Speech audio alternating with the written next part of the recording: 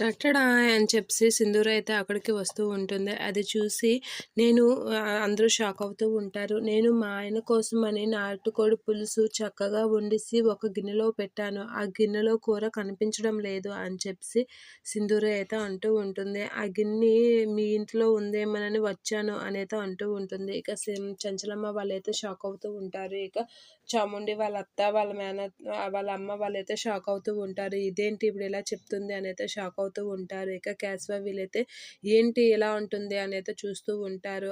మీరు తింటున్న గిన్నె కూర మాదేలా ఉంది, అందుకే అడగడానికి వచ్చాను అనైతే అంటూ ఉంటుంది సింధూర. ఆ మాట వినగానే చంచలమ్మ వీళ్ళందరూ అయితే షాక్ అయ్యి అలా చూస్తూ ఉంటారు. ఇక చంచలమ్మ అయితే లేచి నిలబడి అక్కడి నుంచి అయితే వెళ్ళిపోతూ ఉంటుంది. అలా అందరూ వెళ్ళిపోతూ ఉంటారు వీళ్ళు చేసిన పనికి. ఇక అందరూ వెళ్ళిపోయాక చంచలమ్మ అయితే ఒక్కదాయి వచ్చి పళ్ళెం తీసుకొని అన్నం అవి వడ్డించుకొని చక్కగా కమ్మగా తింటూ ఉంటుంది.